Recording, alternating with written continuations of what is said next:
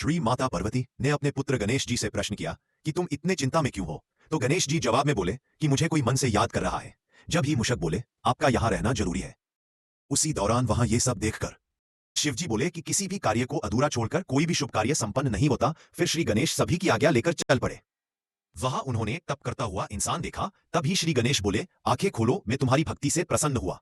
फिर मनुष्य ने नमन किया। तभी श्री गणेश बोले कि कौन हो तुम। तो वो बताता है कि मेरा नाम अहंतसुर है, सूर्यदेव के अहंकार से उत्पन्न हुआ। फिर जब भी मैंने पूछा कि मुझे क्या करना चाहिए तो ब्रह्मदेव जी बोले कि तुम्हें गणेश जी की पूजा करनी चाहिए जिससे तुम कुछ वरदान मांग सको। फिर श्री गणेश बोले ऐसा क्या है जो तुम जीवन में प्राप्त करके संतुष्ट होगे। तो वे बोलता है कि मैं चाहता हूं कि मेरा प्रताप भी अपने पिता सूर्यदेव की तरह तीनों लोकों में, जिसमें न मनुष्य, देवता और अन्य जीव मेरा कुछ न कर सके। फिर श्री गणेश वरदान देकर वहां से चले जाते हैं।